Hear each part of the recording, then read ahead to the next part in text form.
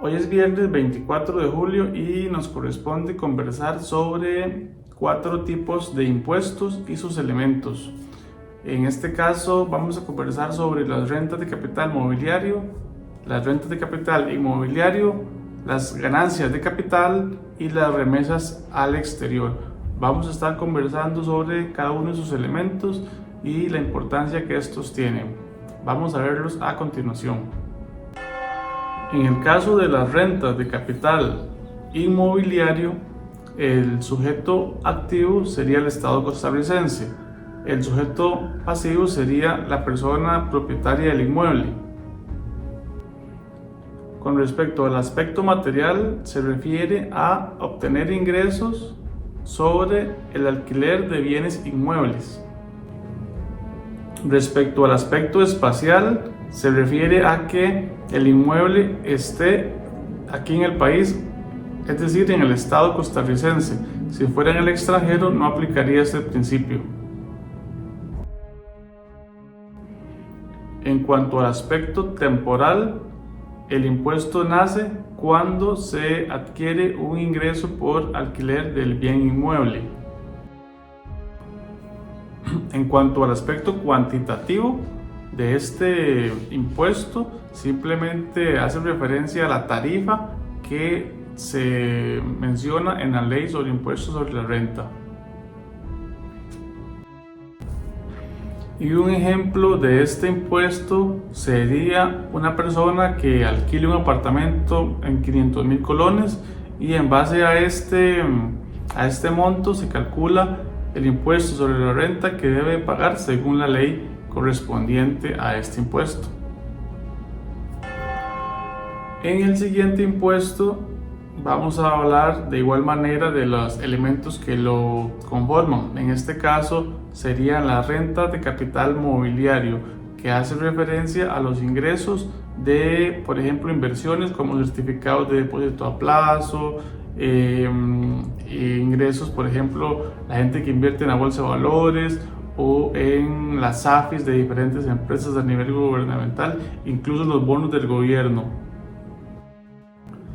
Y en este impuesto, de igual manera, el sujeto activo sería el Estado, que recibe los ingresos. El sujeto pasivo sería la persona que recibe los dividendos de las inversiones y paga el tributo.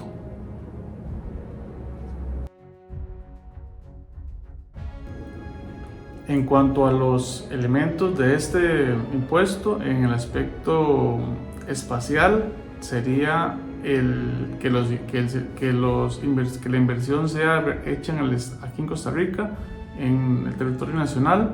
En cuanto al elemento cuantitativo, sería el monto que va a generar el impuesto sobre la inversión. Y, por ejemplo, una persona que tenga unas ganancias de 100,000 colones, el impuesto sobre esta renta de capital mobiliario sería más o menos el 15%. Tendría que pagar 15,000 colones de impuestos sobre la renta. Se debe agregar que en cuanto al aspecto material de este impuesto sería percibir ingresos sobre la renta de capital mobiliario. Y en el aspecto temporal sería cuando la persona recibe los ingresos provenientes de dicha inversión.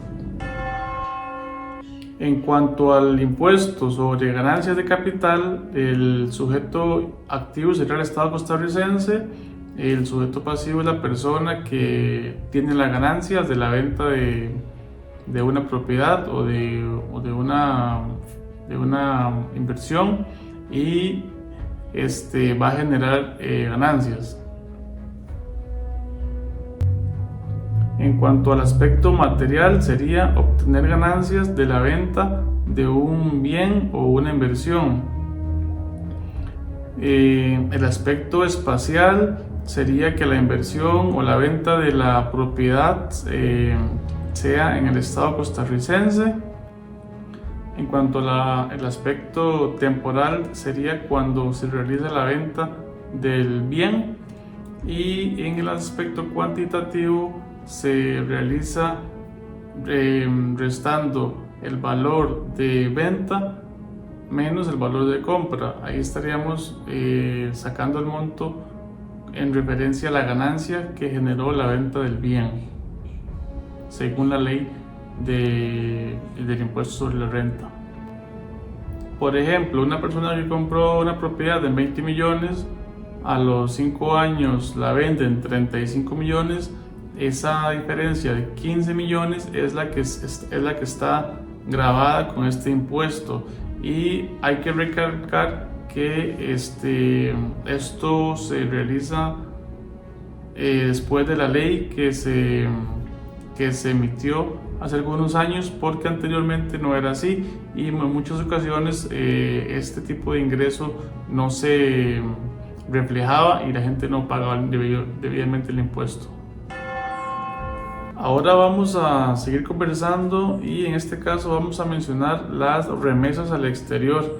Este impuesto grava los montos que se envían desde Costa Rica al exterior como pago de remesas. En este caso el sujeto activo sería el Estado costarricense, el sujeto pasivo sería la persona que recibe la remesa en el exterior, aunque el pagador en Costa Rica actúe como agente retenedor. En cuanto al aspecto material de este impuesto, sería el pago de rentas de fuente costarricense a beneficiarios en el extranjero. En cuanto al aspecto espacial, que los ingresos se generen en Costa Rica y se envíen a alguien en el exterior. El aspecto temporal sería cuando se genera el pago a la persona en el exterior. En cuanto al aspecto cuantitativo, se establece la tarifa que refiere el título cuarto de la ley del impuesto sobre la renta en Costa Rica.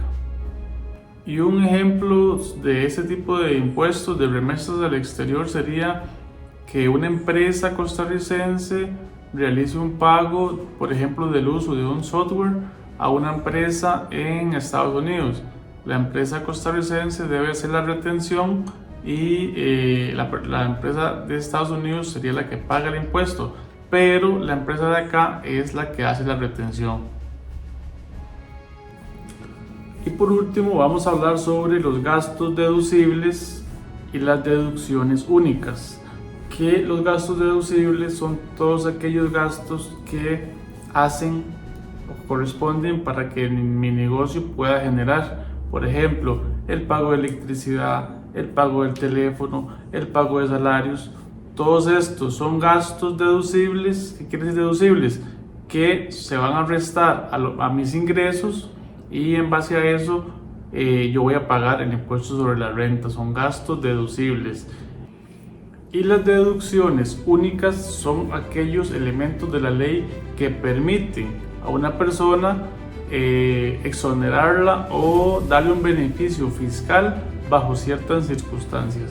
Por ejemplo, las personas que tienen hijos y son asalariados, la ley en Costa Rica se le realizan deducciones únicas por la cantidad de hijos que tengan, se le hace una exoneración correspondiente.